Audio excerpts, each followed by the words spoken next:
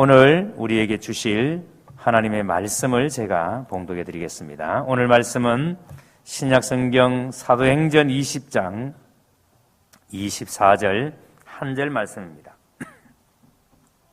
신약성경 223면 사도행전 20장 24절 다 찾은 줄 알고 제가 봉독에 올리겠습니다. 내가 달려갈 길과 주 예수께 받은 사명 곧 하나님의 은혜의 복음을 증언하는 일을 마치려 하면은 나의 생명조차 조금도 귀한 것으로 여기지 아니하노라. 아멘. 말씀에 큰 은혜 되시기 바랍니다. 이 시간 우리 할렐루야 성가대에서 전능왕 오셔서라는 제목으로 하나님 앞에 찬양드리겠습니다.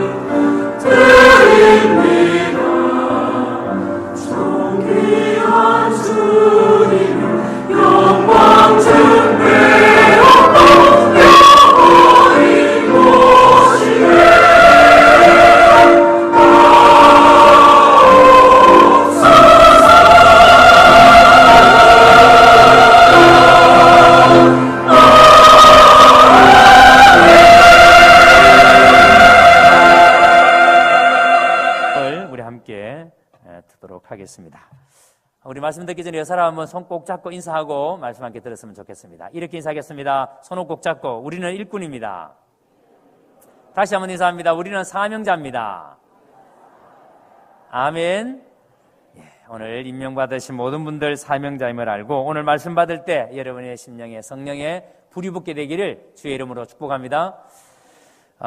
오늘 말씀을 문맥에서 보면 1부 예배 혹시 들으신 분들 1부 예배는 제가 오늘 본문에 보다 훨씬 더 긴 내용의 설교를 했고요. 2부는 지금 수료식도 있게 해서 3분의 1로 뚝 잘라서 오늘 본문의 내용 아주 핵심만 여러분이 이야기를 하려고 합니다. 그래서 오늘 본문의 말씀을 문맥에서 보시면 바울이 지금 오순절을 맞이해서 급히 예루살렘으로 가려고 하는데 그런데 그렇게 가려고 하는 것이 성령께서 그렇게 하셨다라고 이야기합니다. 그러니까 바울이 예루살렘으로 올라가는 그 일은 성령이 바울을 예루살렘으로 올라가게 하셨다. 22절 한번 보세요. 성령에 매여 예루살렘으로 가는데 성령에 매여 성령께서 바울을 예루살렘으로 가게 하셨다는 거예요. 그래서 성령에 매였기 때문에 예루살렘으로 가지 않으면 안 된다는 겁니다. 그런데 또 한 가지는 뭐냐면 성령께서 바울을 이렇게 예루살렘으로 이끄시는데 문제는 그곳에 가면은 굉장히 큰 고통을 겪을 것이라고 이야기합니다.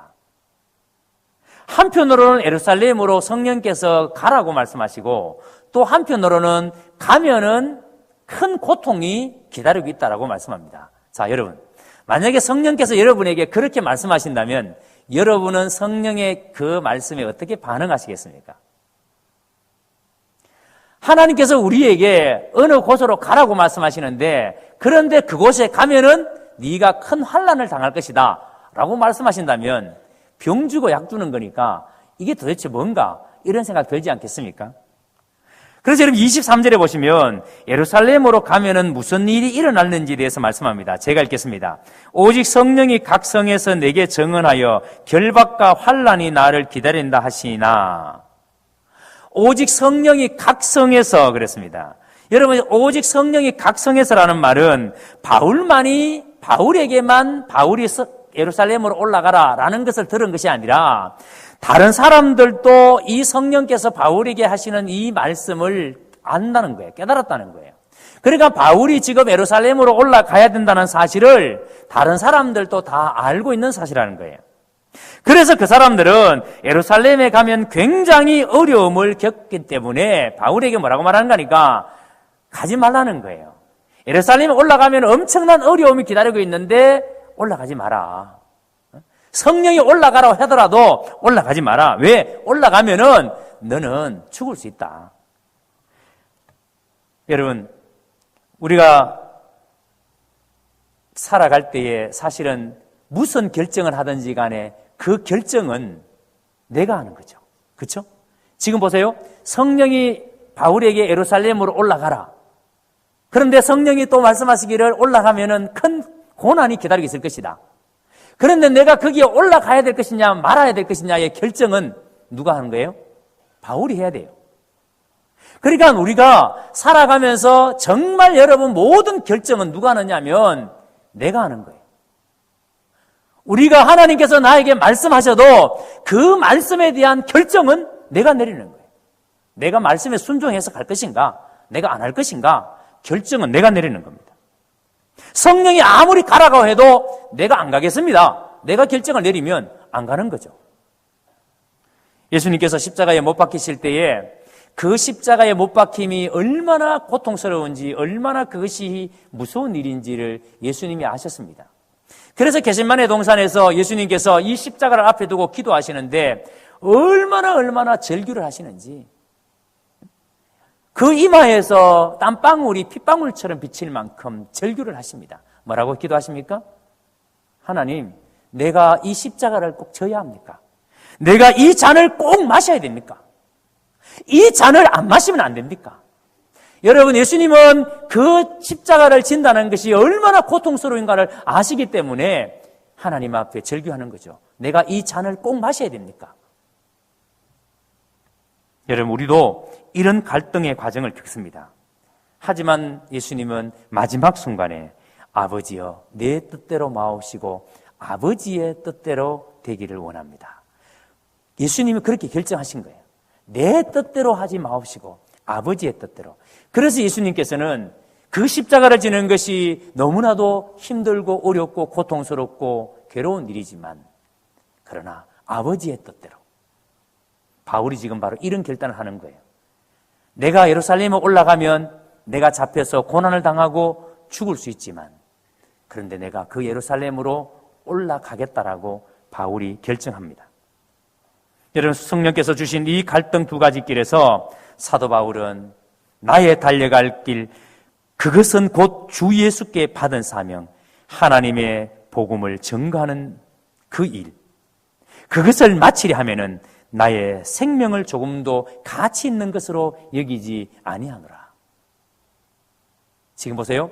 바울이 지금 예루살렘으로 성령께서 올라가라고 말씀하실 때에 많은 사람들이 바울 보고 올라가지 말라고 할 때에 바울이 나의 달려갈 길과 주 예수께 받은 사명, 바울이 가야 될 그 길, 그리고 바울이 가는 그 길에 주님께서 주신 사명, 주님께로부터 받은 사명이 있는데 그 사명은 곧 하나님의 은혜의 복음을 전가하는 일, 은혜의 복음을 전가하는 그 일이 바울이 주님께로부터 받은 일인데 그 은혜의 복음을 전가하는 일을 마치려 하면은 자신의 생명을 조금도 귀한 것으로 여기지 아니한다라고.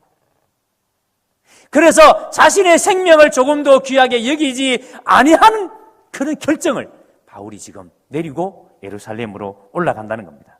그러면서 25절에 보세요. 25절에 보라, 내가 여러분 중에 왕래하며 하나님의 나라를 전파하였으나 이제는 여러분이 다 내 얼굴을 다시 보지 못할 줄을 아노라. 바울은 지금 자신이 마지막임을 고백합니다. 내가 지금 예루살렘에 올라가면은 이제 아시아에 있는 여러분들은 다시 보지를 못합니다. 내가 아시아로는 다시 내가 돌아오지를 못합니다. 그래서 바울은 이 설교를 마치고 난 다음에 해변가에서 장로들과 배를 앞에 놓고 서로 껴안고 입을 맞추며 웁니다. 그렇게 헤어집니다. 여러분, 여기에 바울의 진정성이 있습니다. 바울은 여러분 그동안 무슨 일을 했는지에 대해서 말하지 않습니다. 내가 얼마나 대단한 일을 했고 내가 얼마나 엄청난 일을 했는가, 내가 이렇게 주의 이름으로 이런 일을 할 때에 얼마나 많은 사람들이 병이 났고 얼마나 능력이 나타났는가, 여러분 이런 것을 말하지 않습니다. 이 바울은 자기가 두란노 서원을 세워놓고 어떻게 거기에서 무엇을 가르쳤는지도 말하지 않습니다. 바울은 지금까지 자기가 무슨 일을 했는지 아무것도 말하지 않습니다. 그들을 사랑하고 어떻게 전도했는지 그것은 바울에게 중요한 게 아니에요. 바울에게는 오직 주님을 향한 그 마음, 그가 행한 모든 일은 오직 주님을 향한 바울의 진정한 마음, 주님의 복음을 전하고자 하는, 그래서 예수님께로부터 받은 사명 곧 은혜의 복음을 전함에 있어 오직 바울은 주의 복음을 전하고자 하는 그 마음, 복음을 위해서 죽겠다는 그 마음, 그것 외에는 바울에게는 없었습니다. 여러분, 바울은 바로 이러한 마음 때문에 2000년 기독교 역사 가운데 가장 강렬하고 감동적인 영향력을 줄 수 있었던 것이라고 생각합니다. 주님을 사랑하는 그 마음이 모든 사람을 변화시킬 수 있었기 때문에. 그리고 이어지는 26절과 27절에 보면 바울은 나는 모든 사람의 핏값에 대하여 깨끗하다. 저는 이 말씀을 묵상할 때마다 정말 바울이라는 사람이 어떻게 이런 고백을 할 수 있을까? 모든 사람의 핏값에 대해서 나는 깨끗하다. 이게 무슨 말인가 하니까 저는 정말 이것에 대해서 정말 자신이 없어요. 제가 이 동네에 예를 들어서 제가 천국에 가서 주님의 심판대 앞에 섰습니다. 주님 앞에 섰습니다. 그런데 만약에 우리 동네 주민 중에 한 사람이 이경 목사님, 당신은 경운교회에서 그렇게 오랫동안 계시면서 왜 나에게는 한 번도 예수님에 대해서 말해주지 않았습니까? 라고 하는 사람이 이 동네 가운데 있다면, 누군가가 여러분의 이웃이 우리 가족 중에 왜 너는 그렇게 열심히 교회 다니면서 어떻게 한 번도 나에게는 예수님에 대해서 말해주지 않았어? 라고 말하는 사람이 있다면,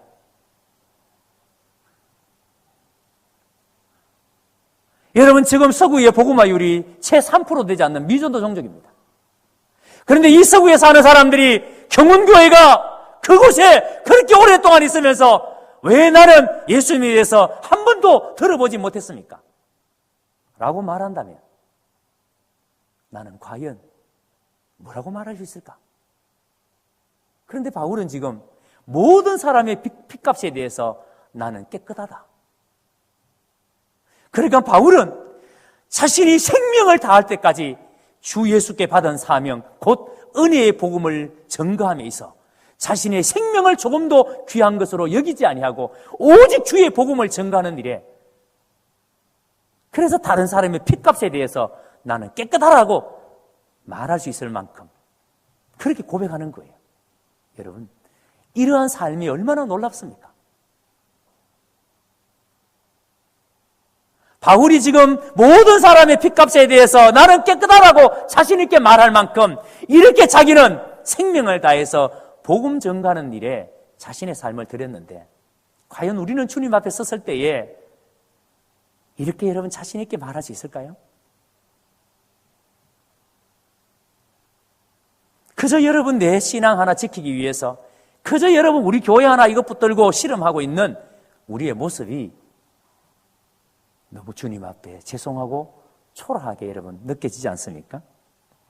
여러분, 우리가 진정으로 주님의 제자라면 우리가 치러야 할 대가는 나의 생명입니다. 주님을 따르기로 작정한 사람에게 자기 안전이 우선이 될 수 없는 거죠. 이번 겨울에 위구르 중국 자치족에 우리 교회 단기팀이 들어갑니다. 지금 현재 4명이 작정을 해서 준비하고 있고, 오늘 1층 로비에서 군고구마, 나는 이 냄새가 어떻게 나느냐 보니까 그 군고구마 1층 로비에서 굽고 있는데, 지금 위구르 자치족에 거기에 복음을 전하기 위해서 가는 청년들이 그 선교 기금을 만들기 위해서 군고구마를 굽고 있습니다. 여러분, 그거 하나 사면은 그 선교에 동참하는 거예요. 저는 그런 일들을 볼 때마다 너무 가슴이 쓰라립니다.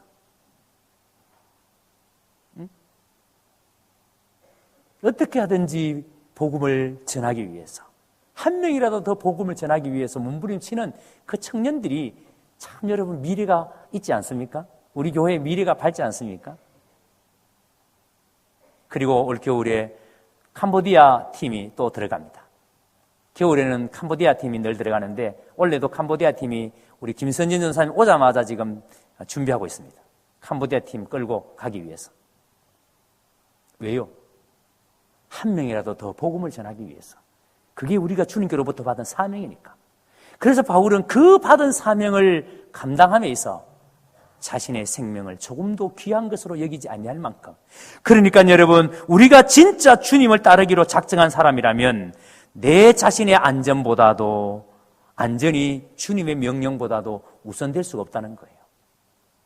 내 생명이 위험에 처해진다 할지라도 주님이 그 땅에 가라 하신 땅이라면 바울은 기꺼이 예루살렘으로 올라가는 겁니다. 지난번에, 오래전에 서울의 모 교회에서 중동 지역 어느 나라에 단기 선교로 갔다가 거기서 2명이 순교를 당했습니다. 그래서 나라가 난리가 났습니다. 왜 여행 금지 지역으로 갔느냐? 왜 말을 안 듣느냐? 교회 다니는 사람들은, 기독교인들은 왜 정부의 말을 안 듣느냐? 그러면서 난리가 난 적이 있습니다. 물론 여러분, 우리가 여행 금지구역에 가지 않는 것이 가장 좋은 방법이죠. 그런데 나는 그분들, 순교를 당하신 그분들의 마음이 이해가 돼요. 그리고 저는 그렇게 하지 못하는 제 입장에서는 그분들이 주님의 말씀에 따라 그렇게 나아가는, 자신의 안전보다도 오직 복음을 한 사람에게 더 전하기 위해서 나아가는 그분들이 그 주님의 명령에 대한 그 순종이, 그래서 우리는 그것에 대해서 비난하거나 그 일들에 대해서 손가락질하거나 그러면 안 되고 기도해야죠. 왜냐하면 내 자신의 안전보다도 주님의 명령이 더 중요하기 때문에. 그래서 주님의 제자는 주님과 같이 하나님과 이웃을 섬기기 위해 부름받은 자들입니다. 그리고 주님의 제자는 바로 그 목적을 위해서 자기의 생명을 기꺼이 바칠 수 있어야 합니다. 오늘 여러분, 임명받는 일꾼 여러분, 그리고 특별하게 오늘 이름 불리지 않았기 때문에 나는 이제 일꾼이 아니다, 아니에요. 일꾼이라는 말은 그리스도 예수 안에서 구원받은 모든 사람이 복음의 일꾼입니다. 임명받은 사람만 일꾼이 아니라 오늘 이 자리에 있는 우리 모든 성도가 다 복음의 일꾼입니다. 그렇다면 하나님께서 왜 우리에게 일꾼으로 삼으셨을까요? 여러분, 오늘 본문의 말씀을 다시 한 번 더 기억하십시오. 나의 달려갈 길과 주 예수께 받은 사명, 주 예수께 받은 사명. 오늘 일꾼들은 다 주님으로부터 받은 사명이 있습니다. 바울은 곧 하나님의 은혜의 복음을 증언하는 일, 이 은혜의 복음을 증언하는 것이 바울 자신의 사명이었습니다. 그 사명을 마치려 하면은 나의 생명을 조금도 귀한 것으로 여기지 아니하노라. 오늘 저와 여러분이 하나님의 일꾼으로 세우셨고, 그 일꾼이 해야 될 일은 하나님의 은혜의 복음을 증언하는 일입니다. 그 일을 위해서 하나님께서 우리를 오늘 일꾼으로 세우셨습니다. 그 은혜의 복음을 증언하는 일을 우리가 마치려 하면은 나의 생명도 조금도 귀한 것으로 여기지 아니할 만큼 우리가 이 일에 온 힘을 다해야 합니다. 이번에 일꾼으로 임명받으신 모든 분들, 2018년도에는 이 생명사에게 여러분의 마음과 힘과 뜻을 다해서 내년도에는 우리 교회가 생명 냄새가 진동하는 그런 한 해가 될 수 있게 되기를 주의 이름으로 축원합니다. 이 일에 여러분들의 마음들이 모아지고 이 일에 여러분의 생각들이 모아지고 이 일에 우리의 모든 것들이 다 모아져서 내년에는 생명사역이 교회 가운데 풍성히 드러나고 그래서 날마다 믿는 자의 수가 더해가는 역사가 우리 교회 가운데 있게 되기를 주의 이름으로 축원합니다.